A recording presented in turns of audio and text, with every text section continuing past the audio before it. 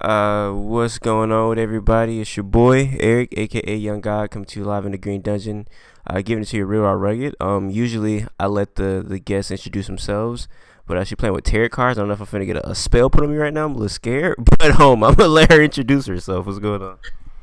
Hello everybody. My name is Amethyst. I'm a musician, artist, gypsy person, and here I am. Nice to meet you all. It's nice to meet you. I have your Instagram right now on the side. I'm like scrolling down your Instagram so people can see who you are and whatnot. Let me full screen it now. So yeah, all to you right now. So for the people who don't know who you are, just tell them a little bit more about yourself. I was born in Aspen, Colorado. My mother was from Florida. And I was born one night stand, didn't really know my father, and so my mother's always been interested in like Eastern religions. So she took me when I was 3 years old, and we became Hare Krishnas. It's like a form of Hinduism. And then when I was 6, we moved to India. I lived in India till I was 16. We studied the music in India and the Eastern religion Hinduism. So that's kind of how I got into music, was being in India. I studied dance and music over there. Came to America, lived in a van. We traveled in our van over the United States, going to like Grateful Dead festivals and like, hitting different festivals and staying in campgrounds. So we were very much like hippie, like type. Then I was like, you know what, I kind of want to take music more seriously. So I went back to Aspen, and I was going through a lot financially. So we went back to Aspen, Colorado. And I started going to this place called the Belly Up, and that's where I met Damien Marley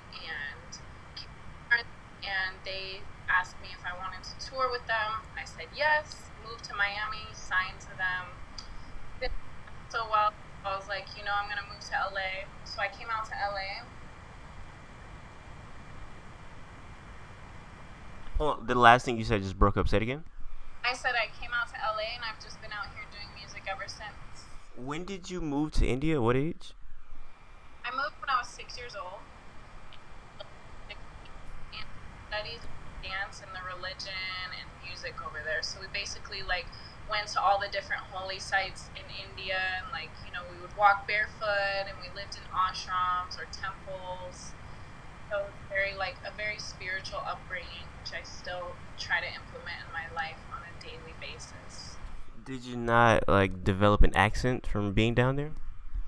Um, no, I didn't. I mean, I kind of like, a lot of people now tell me I have an accent, but they can't figure out what it is. So I don't know if it's like being in Florida, because I also grew up in Florida as well, more than Colorado. So I don't know, but I just, whatever I have, I have. So I guess like interacting with so many different cultures, from Colorado culture to Florida culture to India culture. I guess which one would you say had the most impact on you?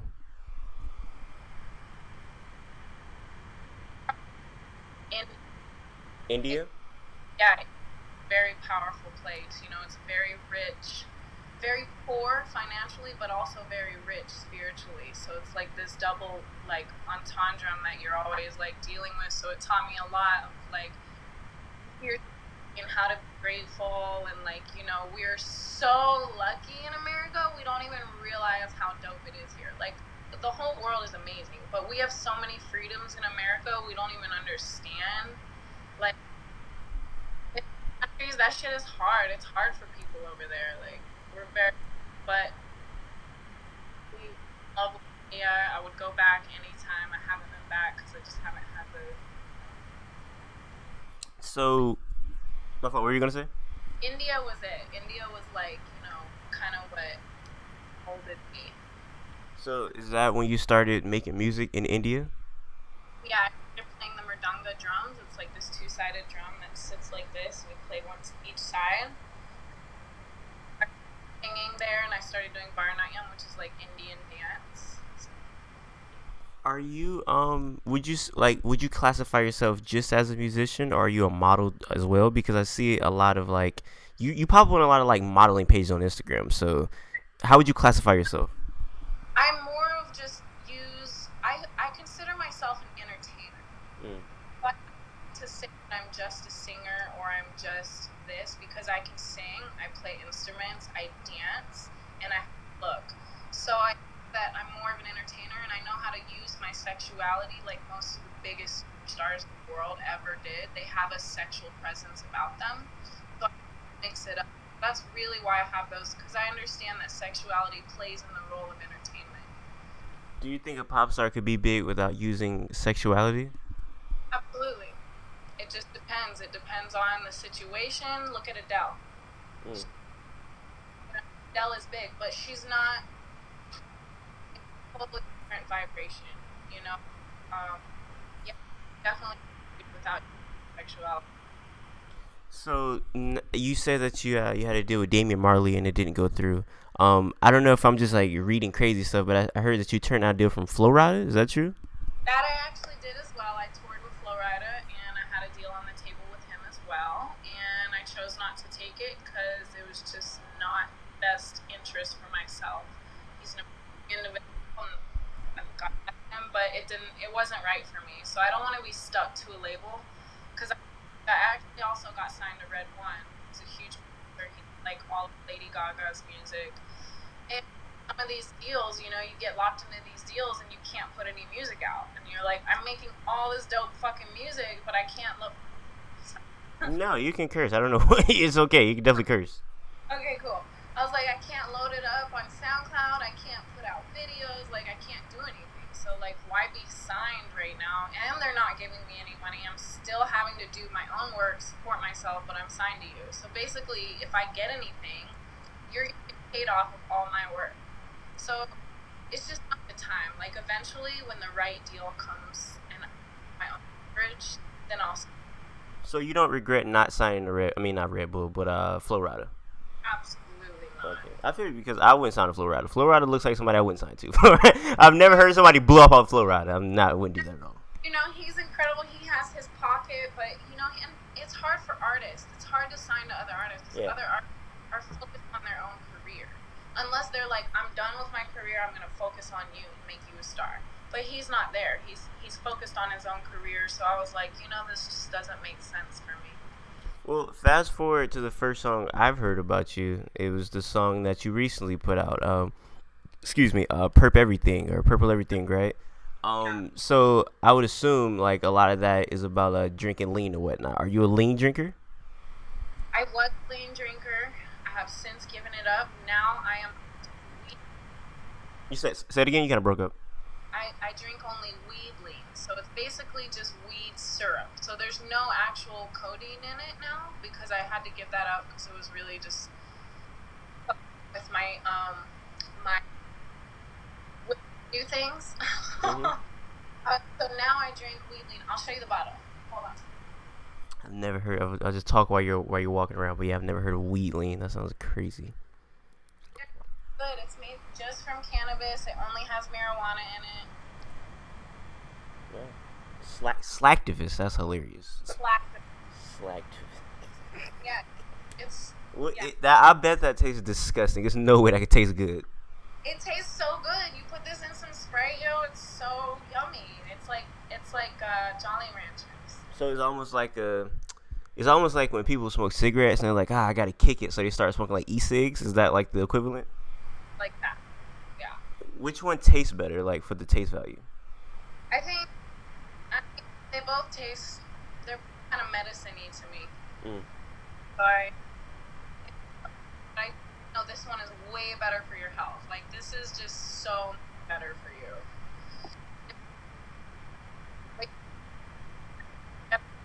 Yeah, Slacktivist. Nah, it's crazy. I only drunk lean one time in my life, and it was an accident. And yeah, I told myself I'd never do it again. Like I didn't. I thought it was Kool-Aid, and they was like, no, it's Activist. I was like, what? And I had to go play basketball like 30 minutes later, and I was like falling on the ground. That was a terrible day for me. Exactly. That's what started happening to me. Is I would go to my sessions and just be out of this. So it's like I was like, I gotta make a decision. Either I'm gonna be addicted to something, or I'm gonna like change my own life around. So I did that, and I'm really big on psychedelics. You know, like mushrooms. But yeah. You kind of, I don't know, it's something like about your phone's breaking up or whatever. Say it again. I think psychedelics like magic mushrooms and DMT will change the world if they properly. Yeah. Well, it's interesting you bring that up because this might be TMI, but I don't know, it just came to my head. But I know a lot of people that take psychedelic drugs. They always say like it takes them into a new experience, like DMT, things like that. Like I will listen to somebody on YouTube saying they took like I think it was LSD while they were having sex, and it was like a crazy different experience. And I would imagine if you have sex off like lean, you would probably just like I don't know, it's probably like having like a heart attack or something like that. I don't know. Have you ever had that experience? Like you wouldn't be able to perform. Yeah. That sounds crazy. I definitely do that. Do you do psychedelics? Yes. Does it boost your creativity? Absolutely. It takes your ego away. It shows you how everything in the world is connected, intertwined. Everything from the plants, the animals, the buildings. We're all made of creation, and that's what really psychedelics have helped me with. They also bring me out of depression. Totally with that. If I have any fears, it helps me fight my fears. And a lot of people talk about like bad trips. Really, essentially, bad trips are you working through some traumatic experience within yourself. And also, some people take too much. They'll eat a whole bag of mushrooms. I'm like, bro, like, are you gonna sit there and drink a whole bottle of vodka by yourself in like an hour? No. You got to take a little bit. It's more of a meditation thing for me. It's not really like a party thing for me. Like I guess linking it back to your songs, is there a song you ever created off of a drug and you feel like you wouldn't have been able to create it without the usage of that drug? Yeah, I mean, I feel like a lot of my music was, and it helps me. You know, it helps me sing better. But I need it. I don't have to have it. I can. But definitely is a opening. You know, you hear colors and you see sounds. So it's like It's interesting because you talk about being an entertainer and me not knowing if you're a model or not. Have you, before I get to the question, to preface it, have you ever been contacted by any labels or any big people like trying to get to sign you or talk to you about deals or anything like that? yeah. I mean, I've had lots of interest. You know, within the entertainment industry, I've had a lot of producers. I've had a lot of artists. I've labels. You know,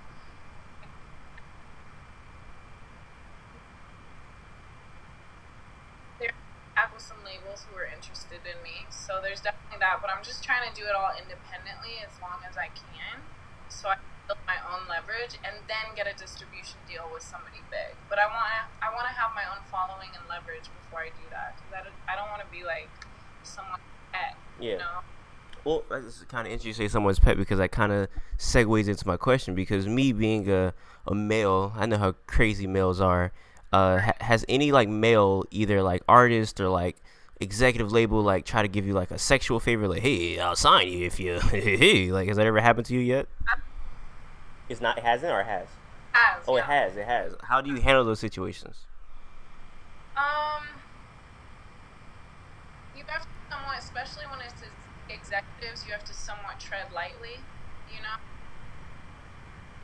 Where I have completely just been like, what the hell? And like walked out. And there's other situations where I just felt it out, you know? And I was like, you know, like, there's charisma to it. And it really goes all around the world with everything. There's a charisma in the way you work with people. But I have definitely been through that. Like, this business is like the dirtiest business.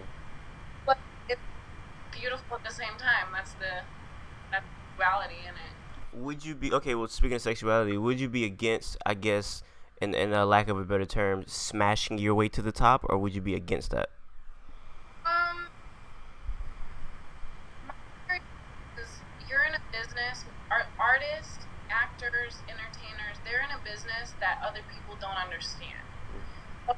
It's so hard. The work hours are different. This is different. So you do fall in love with people in the industry. You know, then you're around the most beautiful people in the world, the most talented people in the world, the richest people in the world. So it's hard not to become attracted to somebody and do this. So whoever has, like, a lot of people talk bad about Madonna. Like these people get to the top. Cool. Guess what? She's Madonna. You're not. And guess what? People are doing that. People are going out to the club, having night stands, think that I never called him or the girl did this or like that. So it's a fine line. Like I'm not gonna do it because I don't need to, because I'm confident within myself and I have a lot of friends within the industry that I don't need to do that. But I don't emphasize it at all. Mm. Do you think that well, have you ever heard stories? Because I feel like it hasn't like came out widespread, but I'm pretty sure there's like a lot of like label execs or like big artists who ask like other men for sexual favors to get to the top. Have you ever heard any stories like that? Oh yeah, That's crazy. That's crazy. it's Um, definitely a real thing. that's crazy. Yeah, that's why I'm like I don't know if I could be like a musical artist because that'd just be weird, like being in the office and you're like, yeah, you want to sign a deal? You got to deal with something else. I'm like, whoa, that's crazy. The thing about now is artists have more control now. Mm. We have Spotify, we have Instagram, we have all of these outlets to put art out and not have to have like back in the day it used to be you only have MTV or the radio. So you have to go through these guys. Now you can put music out on Spotify, Apple Music, SoundCloud, all of this without even having anybody. So if you have money, you don't even need these guys. Or people don't need these executives, and that keeps getting in trouble because they're coming back. Yeah, it is. What were you about to say? No, it's just, Oh no. Yeah, I was just gonna say no, yeah, it is really crazy because now we live in an age of time where a lot of people are getting exposed for things that they're doing that they know they shouldn't be doing. So yeah, we do live in that day and age. But no, I was gonna say, is there anything else you want to say before we get out of here? Because I've definitely enjoyed our time talking. cool. Thank you. Love you all. Go follow me on Instagram. It's Amethyst Franklyn with a Y music, and go check out my SoundCloud and YouTube. Purple Everything. Amethyst Franklyn. Follow me. I love you. Stay in touch. Okay, I'll definitely have your stuff linked in at the bottom. And until next time, I say what I mean what I say. Haters gonna hate.